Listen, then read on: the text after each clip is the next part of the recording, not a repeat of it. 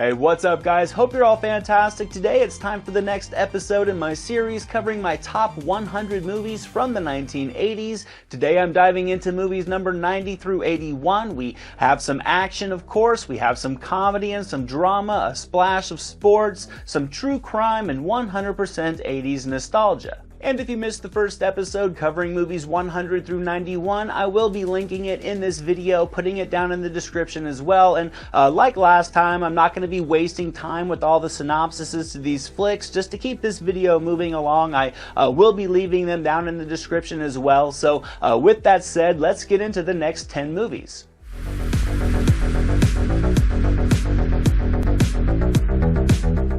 Kicking this list into action at number 90 is a film set in a place no one has ever been, as two men track a killer no one has ever seen, a ruthless killer with a beautiful hostage. These two men will follow them into the mountains. One will do so for love, the other will do so for revenge, in the 1988 crime thriller Shoot to Kill, starring Sidney Poitier, Tom Berenger, and Kirstie Alley.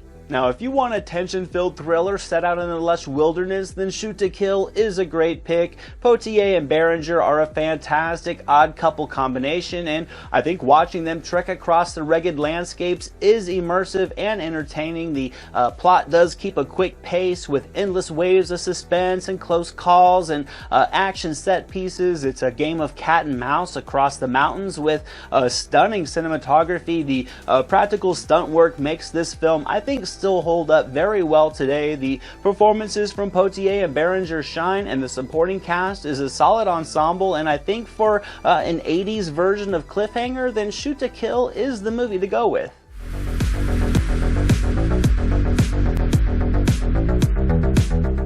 Now for my next pick, they say some guys get all the breaks, which was the case for Corey Haim in my number 89 selection, 1988's License to Drive, a teen comedy co-starring Corey Feldman, Richard Masur, Carol Kane, and Heather Graham in her first credited feature performance. Now imagine two Tom Hollands in one movie.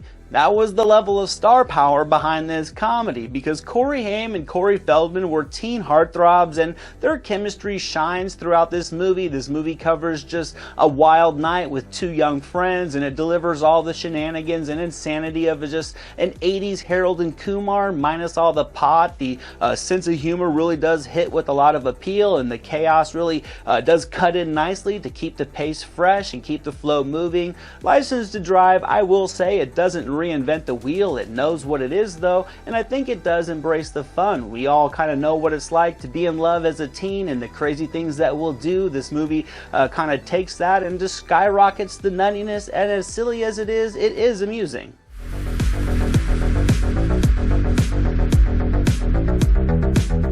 My number 88 pick is about a couple of teens that go from zeros to heroes all in one fantastic weekend when they realize that if they can't get a date, they can make one. In the 1985 John Hughes classic Weird Science, starring Anthony Michael Hall, Elin Mitchell Smith, Kelly LeBrock, and Bill Paxton in a classic career performance. Now admittedly, a lot of this movie doesn't hold up all that great, some of it not at all. It was a ridiculous premise even back in the 80s that feels even more ridiculous now, but I don't know, there's just something about Weird Science that I can't help but love. I think it's just maybe because under the facade of the Weird Science and Kelly LeBrock and her stunningness is just a coming of age tale, Gary and Wyatt are just a couple of normal kids who don't fit in, and it's just easily relatable. They're sexually awkward and unenlightened, and that's why I think Kelly LeBrock is a perfect fit for them. I mean, she's smart, she's strong, she's capable. I think that gets a bit missed in this movie with all the zaniness. It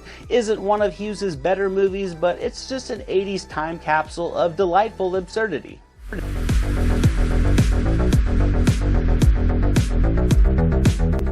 Now the next movie on my list is about a hustler who isn't quite what he used to be, but he has the next best thing. A kid who is, and my number 87 pick, the 1986 pool drama The Color of Money, starring Paul Newman, Tom Cruise, Mary Elizabeth Mastrantonio, and John Turturro, directed by film legend Martin Scorsese. Now, this certainly isn't one of Scorsese's flashier flicks, but to me it stands up as one of his better ones. I love Paul Newman in this movie. I think he perfectly continues the life and legacy of Fast Eddie the Hustler. Tom Cruise's Vincent pairs excellently with him to give this film the old school, new school blend that it needs. I would say Cruise does have his spots of overacting. He was still very young here, but I think Newman balances Vincent's cartoonish charisma when the film needs him to. Master Antonio comes in to just cut the bravado with a strong presence to really round out an intriguing trio of characters. Scorsese makes billiards look cool in this movie. He creates tension when needed to cut the dramatic tone. It's really a simple story, but it's filled with complex character dynamics and a moody atmosphere to easily lure you in.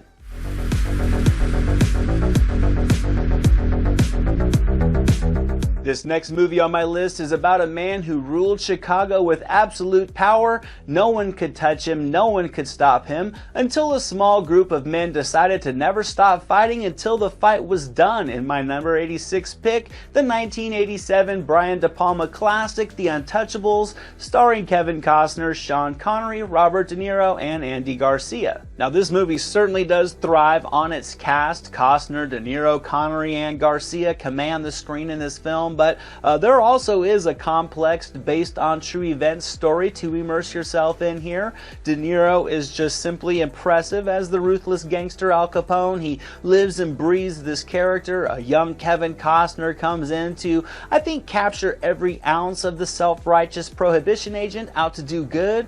Andy Garcia really holds his own with these other actors. He's awesome as the young rookie with drive and determination, with a wise and capable Sean Connery coming in to, I think, just, I would say, cement this team with some swagger. The production design is immaculate, and De Palma's direction is moody and atmospheric, and I really think this movie resonates all these years later because I think it perfectly utilizes the talents of this cast.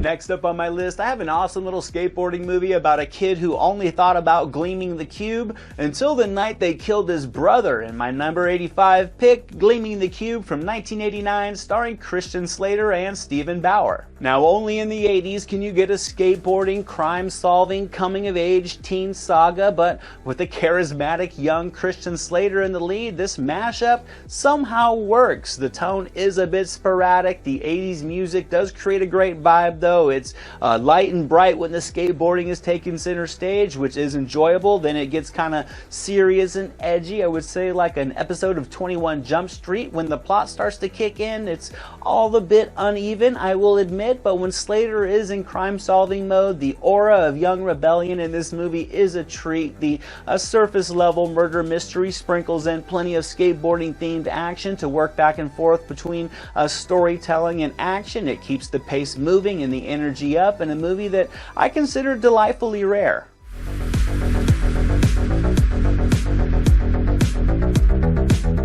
Next up at number 84, I have a timeless comedy that keeps it simple. They took two strangers, they made one of them rich, the other poor, and then they just watched the fun of them trading places. From 1983, directed by John Landis, starring SNL alums Eddie Murphy and Dan Aykroyd. As I said, this is just another timeless classic in the genre that delivers a unique story that's just ripe for plenty of humor, and it has two fantastic lead performances from Eddie Murphy and Dan Aykroyd. I think they both do play to their comedic strengths, and it works for just endless amounts of laughs and amusement. Murphy certainly does steal the show here. I mean, there's no denying his charisma and his timing are impressive, but I mean, Aykroyd is no slouch. He carries a bulk of the comedy on his shoulders as well, with Ralph Bellamy and Don Amici, as well as a very young Jamie Lee Curtis rounding out the supporting cast nicely. There are just so many memorable moments throughout this wild story. It delivers clever dialogue, effective situational humor, a fresh story, and it really is just the complete package.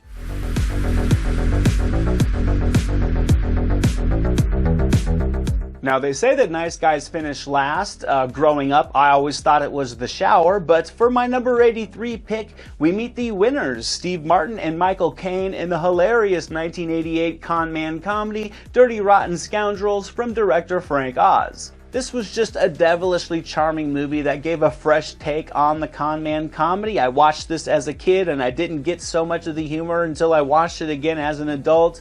Michael Caine and Steve Martin are an amazing duo. Both are able to bring their own comedic timing and wit to the film to give the amusement some variety, but I think when this film is just firing on all cylinders is when Caine and Martin are sharing the screen together. Their banter, their timing, their physical acting is just all a masterclass in comedy. This story weaves in plenty of shenanigans for these two con men to keep the pace moving along nicely, with the stunning Glenn Headley coming in to complement them perfectly. I think she easily keeps up with Caine and Martin, and she really steals a few scenes of her own to round out this comedic classic.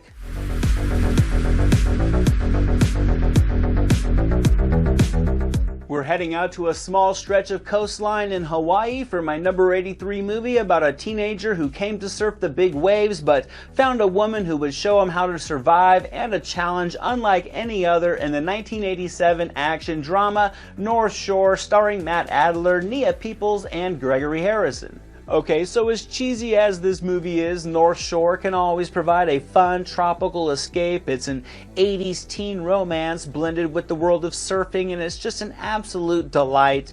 Pro surfers and great camera work fill this film with just plenty of adrenaline-pumping surfing sequences. The on-location shoots pull you out into the Hawaiian culture, and the backdrops are just stunning from start to finish. A young cast, I will admit they do have their flaws, but there also is an authenticity to them that kind of works for the story. I think Gregory Harrison comes in to just cement the story nicely. Nia Peoples was the first true love of my life. It's a coming-of-age story filled with young love and the competition of surfing, and it's just satisfying to result in a true summer movie with just vibrant locations, awesome 80s music, and endless waves.